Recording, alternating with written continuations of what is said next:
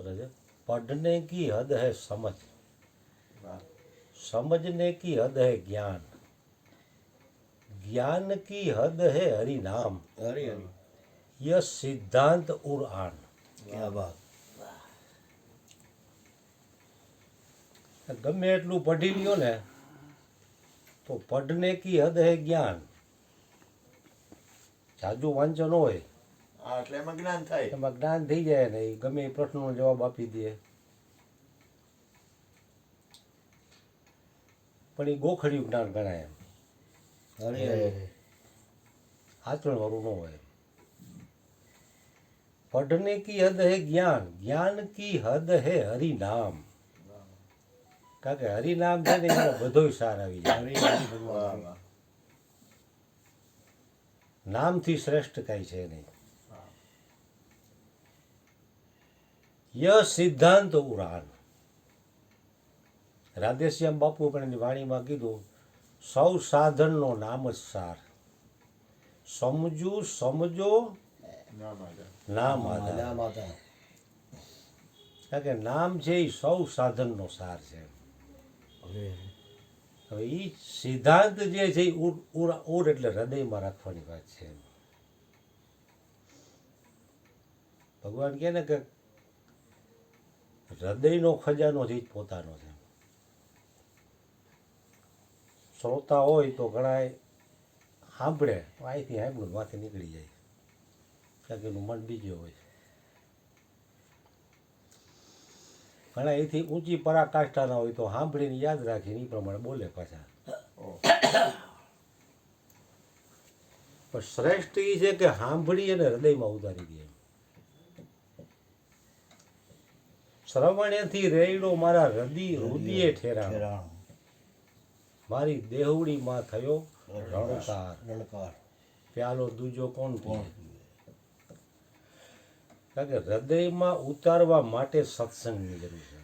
અરે બાપ રે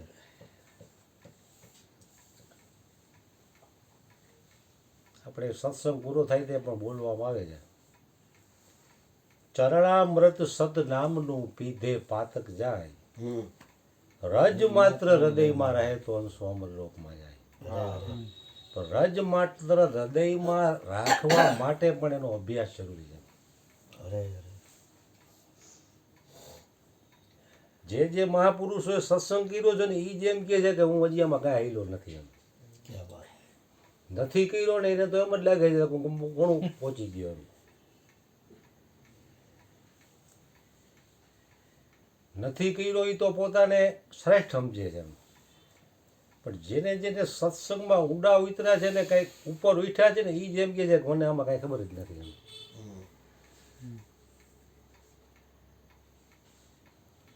આપણે ગુરુજીની વાણીમાં પણ છે, મેં હમીરા કાંઈ નવ જાણું, જાણું તો ગુરુજીની મોજ માણું, મેં હમીરા કાંઈ નવ જાણું,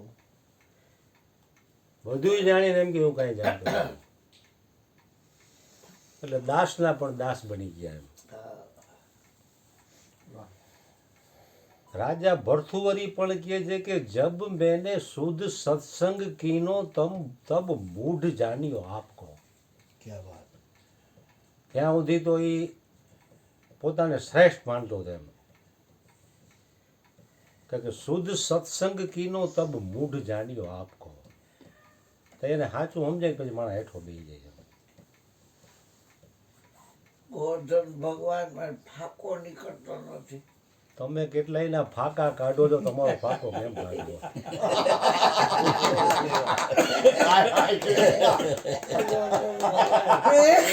આ બાબા તમે કેટલાયના પાકા કાઢો તમે તમારો હારા હારાના ફાકા કાઢને કે તમારો ફાકો અમારે કેમ કાઢવો? તો મારો નો નીકળ્યો એનું બીજાનો કેમ કાઢવો? પેલા મારો તો મારે કાઢવો પડે ને, પછી બીજા કાઢી લેવું ને। ક્યાં વાત વાહ ભગવાન હરી હરી બાકી ચિત્ત ચોખ્ખું કરવું જ જો અમારે। એ ચોખ્ખું છે। થઈ જાય ક્રિસ્તા થઈ જાય કાલે બધે પાકું કરી આવજો।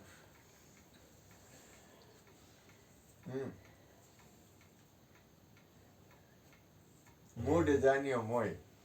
કઈ આઈટમ ગઈ છે એનું પોલીસ પંચનામું કરે. એ ગાંગડી બાઈ હતી, પછી જે કાંઈ હતું ને એ લખાવા માંડી.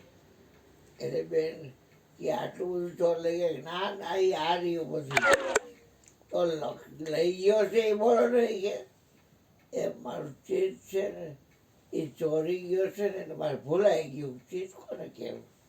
એને પછી હજુ ખબર પડે પછી હું એને ચોખ્ખું ને ચીત ગયો છે ચોરી, મારું મન ગયો છે હેરી, નંદનો લાડીલો મારું ચીત ગયો છે ચોરી. બોલો ગોરધનભાઈ.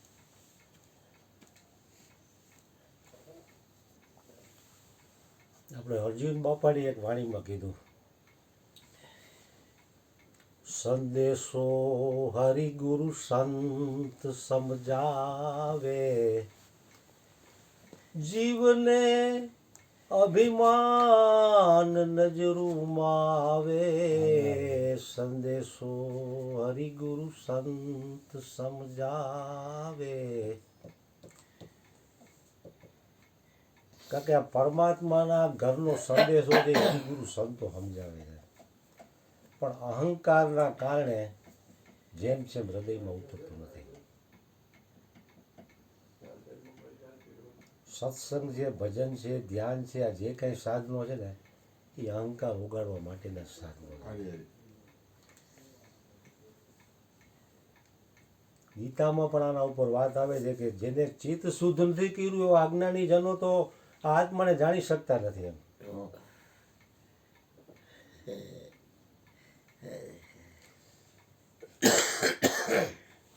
કારણ કે બીજાના દોષ જોવાથી ચિત્ત મલિન થાય છે.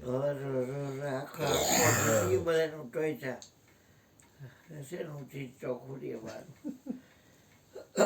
કારણ કે રાગ અને દ્વેષ છે ને એ ચિત્તને મલિન કરવા વાળી મોટા મોટી અવદશા છે. જો ભગવાન જવાબ દે છું સંસારમાં તો ડગલે ને પગલે રાગ દ્વેષ થાય, જાણતા અજાણતા. એનાથી ચિત્ત મલિન થાય છે આપણું, અને મલિન ચિત્તમાં પરમાત્માનું પ્રતિબિંબ ન પડે.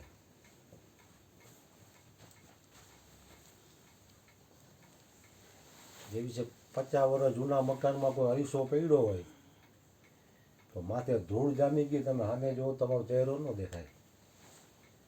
છે તો અરીસો જ, દેખાય નહીં, કારણ કે મલિન છે. એને સાફ કરો તો દેખાય. અરે અરે.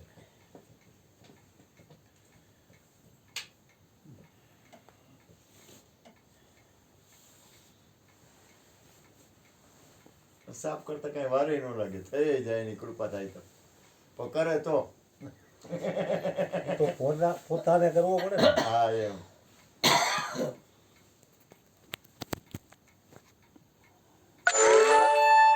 પોતે સ્વતંત્ર છે, પોતે પોતાનું કલ્યાણ કરી શકવા માટે સમર્થ છે જીવ માત્ર.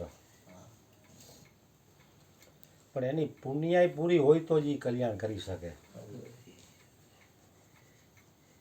નહીં તો ન થઈ શકે એનાથી. કારણ કે પોતાનો પુરુષાર્થ અને પરમાત્માની કૃપા બે ભળે ત્યારે થાય.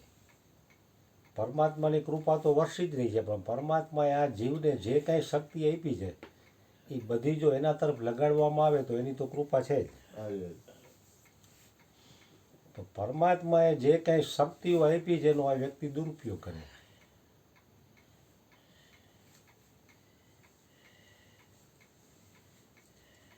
જેવી રીતે કીધું, કામ ક્રોધ મદ મોહ અને લોભ નર્ક કે દ્વાર.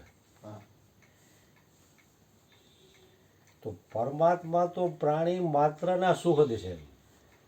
સુહદમ સર્વભૂતાનામ હૃદય સે અર્જુન ત્રિષ્ઠતિ, ભ્રામ્યંતી સર્વભૂતાની યંત્ર રૂઢાની માયા. ગીતાનો શ્લોક છે. તો પરમાત્મા તો સુહદ છે, કરુણાનો સાગર છે. તો આ શત્રુઓ કેમ આપ્યા એને? કામ ક્રોધ મદ મોહ ને લોભ. કારણ કે આ માર્ગમાં એ અડચણરૂપ થાય છે એમ. પણ કામ જે રહ્યો તો એ પરમાત્મા પ્રાપ્તિ માટે લગાડી દે તો એ કામ એનો બેડો પાર કરી દે.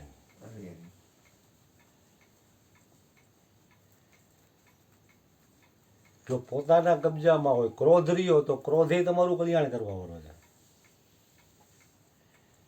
ભગવાન રામ જ્યારે રાવણ સામે યુદ્ધ કરવાનું થયું તો યુદ્ધ કરવા માટે ક્રોધ તો આવવો જોઈએ કે નહીં પહેલાં? ક્રોધ આવ્યો વગર કોઈને આપણે ફડાકો મારીએ કે નહીં. તો ભગવાન રામે ક્રોધનું આહવાન કરવું પડ્યું ત્યારે ક્રોધ આવ્યો. એટલે ક્રોધ એના કબજામાં છે એમ. અને સામાન્ય વ્યક્તિ ક્રોધના કબજામાં છે. ક્રોધ આવી એટલે એનું પતન કરી નાખે તો એને ખ્યાલ નથી આવતો એમ. एक पल का क्रोध आपका भविष्य बिगाड़ सकता है.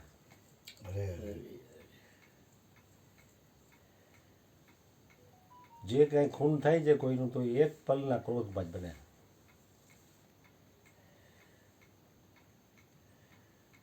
પછી 20 વર્ષ 25 વર્ષ જેલમાં એ નિરાતે પસ્તાય બેઠો બેઠો.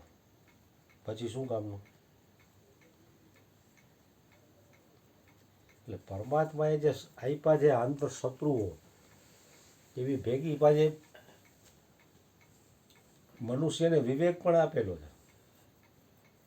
છરી હરેકના ઘરમાં છે તો આપણે સાક્ષુ ધરોમાં ઉપયોગ કરી ઘણું નથી કાપતા. બધાના ઘરમાં છે. બધાના ઘરમાં છે. આપણે નથી કરતા. તો વિવેકે આપેલો છે. પણ વિવેકને પ્રાધાન્ય ન આપવાના કારણે આ શત્રુઓ છે ને એ વ્યક્તિ ઉપર સવાર થઈ જાય છે.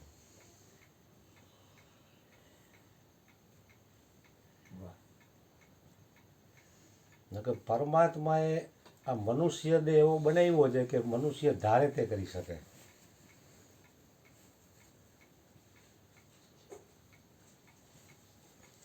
जैसे तिलों में तेल चकमक में आग तेरा साइया तुझ में जाग सके तो जाग. क्या बात. પરમાત્મા પોતાની અંદર જ છે. પણ એવું જ્ઞાન કરાવવા વાળા મહાપુરુષોનો વિશ્વાસ આવવો નહીં કઠિન છે.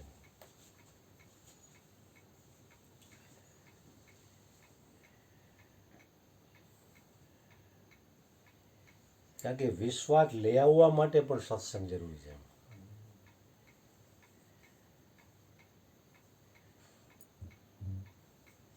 કારણ કે જગતના લોકોનો સંગ છે એ તમને એ વિશ્વાસ નહીં કરાવે. એ તમે શરીર છો અને સંસાર સત્ય છે એ નક્કી કરાવશે. પણ શરીર અને સંસારથી ઉપર ઉઠેલા મહાપુરુષોનો સંગ અને સત્સંગ એ જ તમને ઉપર ઉઠાવશે. કારણ કે રોજ વ્યક્તિ ઉપર ઉઠે ને પાછું એથી વધારે નીચે ઉતરી જાય. 100 રૂપિયા કમાઈને 110 આપી નાખે 10નું દેણું થાય કે નહીં? 100 કમાઈને જો 10 રૂપિયા બચાવે તો એ ભવિષ્યમાં કેપેબલ થાય. મનુષ્ય છે સર્વશક્તિમાન.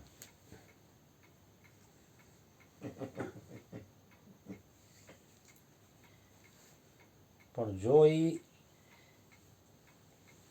શક્તિઓનો યોગ્ય ઉપયોગ કરે તો પોતાનું કલ્યાણ છે એમાં, અને દુરુપયોગ કરે તો એમાં પતન છે એનું. પોતાનું કલ્યાણ શેમાં છે ને પતન શેમાં છે એ ખાલી જ્ઞાન લીધું એને જ ખબર છે એવું નથી, અજ્ઞાનીને પણ ખબર છે.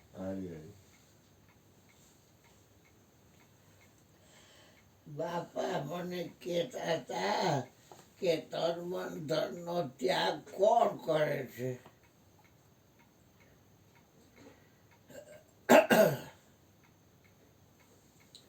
જે વસ્તુ તમે દો એનાથી તો તમે જુદા હો ને.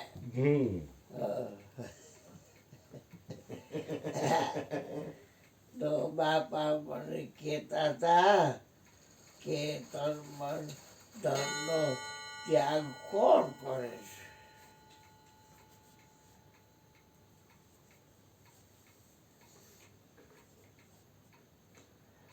હરી બોલો બોલો. તું કઈ બોલે તન એ ખાલી મન મુદ્દો જ મૂકે. ધનનો ત્યાગ કોણ કરે છે એમ? તમારે બોલવું. કારણ કે તન વિનુભાઈ આ માગણી કરે કે બોલું કઈ ના ના, તમારે બોલું તો બોલો, તો વાંધો નહીં, આમાં આંગળી ગમે. બધી બાજુથી આ ભગવાને બોલે એ વાત છે. વિનુભાઈ ખબર કહ્યું મારી આંગળીમાં તાકાત કેટલી છે તો ધ્યાને ખેંચાણું કેટલી તાકાત છે આમ આંગળી તો ધ્યાન ખેંચાણું ને વિનુભાઈની આંગળીની તાકાત કેટલી. હા એમ. આજુભાઈ છે ભાઈ. અરે હરી હરી. કે તન મન ધનનો ત્યાગ તન મન ધનથી જે જુદો છે એ કરે છે હમ. અને જુદો છે એ તમને ઉપદેશ દ્વારા હરેકને નક્કી કરાવવામાં આવ્યો છે. જે લોકો સદગુરુના તરણે ગયા એને એ નક્કી કરવામાં આવ્યો છે. કારણ કે સદગુરુના ઋણમાંથી કોઈ જીવ મુક્ત થઈ શકે એવું નથી. તો ભગવાન ઘણીવાર વાત કરે કે એના ઋણમાંથી મુક્ત થવું હોય તો એને તમને જેવા બનાવ્યા જેવા તમે બની જોયો. એમ એક દીવો પ્રગટાવ્યો તો એ પ્રગટેલો દીવો બીજા અનેકને પ્રગટાવે તેમાં સદગુરુ ખુશ થાય. બાકી લૌકિક ચીજ કાંઈ પણ આપીને એને ખુશ કરી શકો એમ નથી. सच्चे सदगुरु को तुम क्या दे सकते हो? तुम्हारे पास जो तन है वो मरण धर्म है. एक एक क्षण मृत्युની તરફ જઈ રહ્યું છે. અનિત્યાણી શરીરાણી વૈભવો નૈવ શાશ્વત નિત્ય સન્નિહિતો મૃત્યુ કર્તવ્યો ધર્મ સંગ્રહ. सच्चे सदगुरु को तुम क्या देख सकते हो? तुम्हारे पास जो तन है वो मरण धर्म है. तुम्हारे पास जो मन है वो मलिन है. तुम्हारे पास जो धन है वो शाश्वत नहीं है.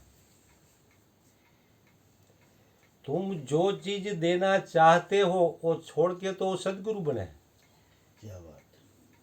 તમે જે વસ્તુ એને આપો છો એને એની પાસે નથી, પણ એના ઋણમાંથી મુક્ત થવું હોય તો એને જેવા બનાવ્યા જેવા બનીને જો તો જ તમે એના ઋણમાંથી મુક્ત થઈ શકો. અને એ જ સત શિષ્યમાંથી એ જ સદગુરુ બની શકે. પેલા શિષ્ય બને, પછી સત શિષ્ય બને અને પછી સદગુરુ બની શકે. કારણ કે એ પ્રમાણે જીવન તો હરેકને બનાવવું પડે અને મહેનત એમાં જ છે. સાંભળવામાં કે બોલવામાં એટલી બધી મહેનત નથી.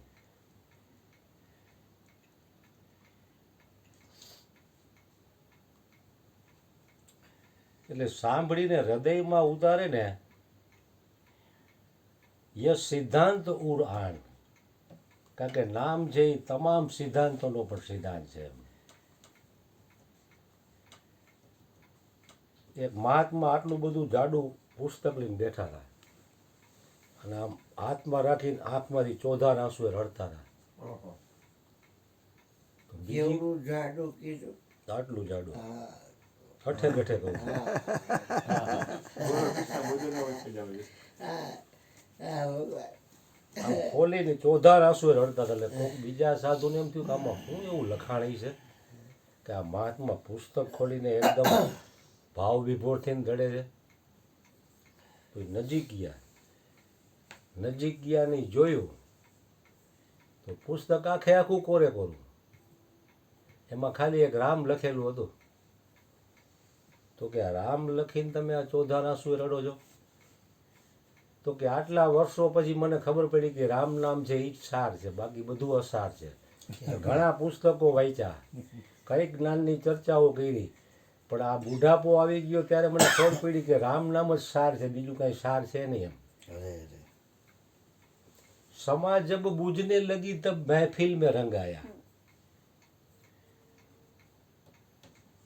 ભગવાન કે દીવો પછી ઠરવાનું થાય ને ત્યારે વધારે ભડકો કરી, લાઈટ બળતી હોય ત્યારે વધારે પ્રકાશ કરે. એવી રીતે સમા જબ બૂझने लगी તબ महफिल में रंग आया. જ્યાં સમજાય ત્યાં સમય પૂરો થવા આવ્યો હોય. એટલે જ મહાપુરુષો અગાઉથી જ સમજી અને આ માર્ગે હાલી ગયા. જે મહાપુરુષોની કમાઈ છે અને પોતાના નૂરનું જેને હુજી ગયું છે એ મહાપુરુષો પછી સમય વેડફતા નથી એમ. કારણ કે કિંમતીમાં કિંમતી સમય છે, ધન કરતાં પણ કિંમતી સમય છે એમ. धन तो तुम खर्चना चाहो तभी खर्च होता है, लेकिन श्वास तो बिना खर्चे खर्चा जा रहा है. अच्छा जा रहा है. ક્યાં વાત. કાલે બુધવારે રજા છે તો આપણે એમ થાય કે 21,600 આપણે બચાવી લઈએ તો ન બચે. ગમે તે કરો એ તમે શ્વાસ હાલી બચાવી જાય, જોઈએ હાલી છો જાય. ગોરધન હે? ભગવાન, તમે ગુપ્ત છો, બચાવી જોઈએ. હા, તમે ગુપ્ત છો. કારણ કે શ્વાસ ખર્ચી અને માણા ધન સંપત્તિ મેળવી શકે, સત્તા મેળવી શકે, વાહવાહી મેળવી શકે, પણ જ્યારે સમય પૂરો થાય ત્યારે જે કાંઈ મેળવેલું છે એ મૂકી અને એક શ્વાસ મેળવી ન શકે. છતાંય મોટે ભાગે શ્વાસ કરતાં ધનની એટલી બધી કિંમત વધી ગઈ છે કે શ્વાસ ક્યાંય ગોઈતોય જડતો નથી એમ. અરે અરે. જ્યોતિબેન કહેતા ને તેરી હીરા જેસી શ્વાસા બાતો મેં બીત જાય. કારણ કે વ્યર્થ બાબતમાં કેટલા બધા શ્વાસ વ્યા જાય છે એમ. એ આપણને યાદી પણ નથી આવતી ત્યારે એમ. એ યાદી પણ સત્સંગમાં જાય ત્યારે આવે, ગારું આટલું વ્યર્થ થયું ગયું હારું. એમનો માઇલેજ જાય શ્વાસ એમ.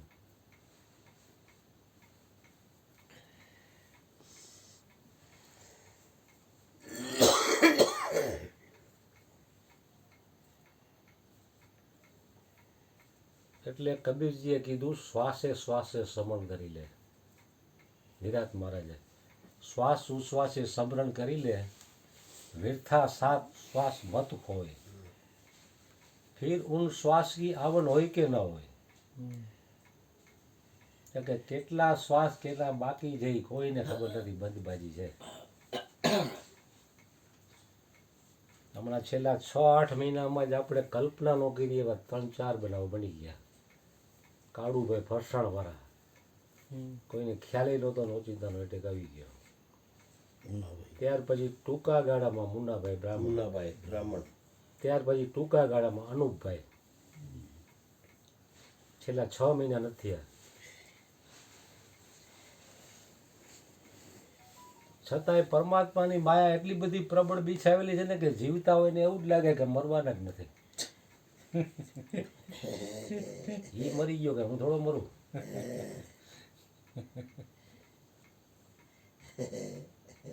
શમશાનમાં જાય તો વૈરાગી નથી આવતો. અત્યારે શમશાન પણ આધુનિક થઈ ગયા. હમણાં અમારે એક મહિનું થઈ ગયું હતું તો 80 ગાડીમાં અમે નાના મોવા શમશાને ગયા. ખબર હતી 3-4 કલાક થાય એટલે 2-3 ફાંકી બંધવેલી હતી અને અહીંયા રોડ ઉપર ચા હતી પીવા. અમે શમશાનમાં વૈરાગી નથી આવતો. રામનાથપરાનું શમશાન વર્ષો પહેલાં વૈરાગી આવ્યું હતું. આ 91 સાલની હું વાત કરું છું. 35 વર્ષ થઈ ગયા. ત્યારે ઓલા સેવારામ બાપુએ ત્યાં હનુમાન ચાલીસાના પાઠનું આયોજન કરેલું. એ સમયમાં એને મોરારી બાપુને પૂછ્યું હતું કે શમશાનમાં હનુમાન ચાલીસાના પાઠ કરાય કે નહીં. તો મોરારી બાપુ કે શમશાન છે એ તો વૈરાગ્ય ભૂમિ છે, ત્યાં કરો એ તો ઊંચી વાત કહેવાય.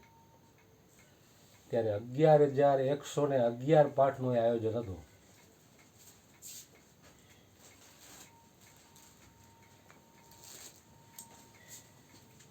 ત્યારે હું ને એક લુહારનો છોકરો ડેઈલી રાતે જતા અહીંયા 9:30 થી 11:30 365 દી એક રજા નહીં. હરી હરી. ઠંડી ગરમી વરસાદ નોરતા હોય તો અહીંયા જવાનું, 12 વાગ્યા પછી ગરબી જોવા જવાની. ત્યારે મારી પાસે હીરો મેજેસ્ટિક હતું 91 સાલમાં. તો દરવાજો એવો હતો ને કે હારો માંડ તો ખુલે, લોઢાનો દરવાજો, અને ઇલેક્ટ્રિક તો હતું નહીં, તે ખાટલા હતા અને એટલા કૂતરા. એકવાર હારું રાતે 11:30 વાગે હું નીકળ્યો, તારું મોટરસાઇકલ બંધ પડી ગયો અને 5-6 કૂતરા આવ્યા. હનુમાન ચાલીસાની સ્પીડ એટલી બધી વધી ગઈ મારી. શંકર છે હનુમાન મનોક્રમ વચન ધ્યાન જો લાવે. એટલે કૂતરા આમ હું જોઉં એટલે કીકી હરખી લાગે ને ચાલુ ન થાય. કારણ કે ભય અંદર કરી જાય પછી તમારું કામ એક ઝાટકે ન થાય. એમ ભયભીત થયેલી વ્યક્તિ એ કામ કરી ન શકે. માંડ મહા મુસીબતે ચાલુ થયું, હું નીકળી ગયો. બાપાને હું કહું ને, બાપા તમે મને છે ચૂના રવાની પોલીસ ચોકીએ દૂધ લેવાનું કહો છો, હોટલેથી, પણ અહીંયા દેવસીના ઘર પાસે વાઘરીનો વાડો છે, એમાંથી કેવડા મોટા કૂતરા નીકળે છે, મને બીક લાગે. તો કે તમે સોહમ એમ એ તમને કહેશે નહીં અને આવીને વયા જશે. એટલે બાપાએ કીધું એટલે વાત પૂરી થઈ ગઈ. એટલે હું મારી રેસ કાર્ડ લઈ અને લેવા ગયો તો હાથડ નીકળ્યા બધાય, હો બકરી જેવડા. એટલે મેં તો સોહમ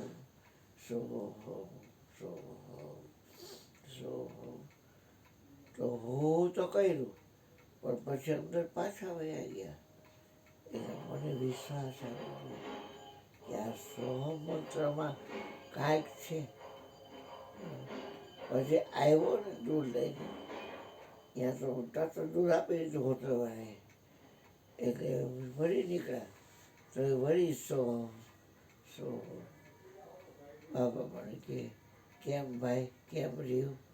મેં કીધું બાપા નીકળાતા ખરા, પણ એ કંઈ બાહે ન આવ્યા. એ તરત જ વાહો વળી ગયા. મને કહેડાય નહીં.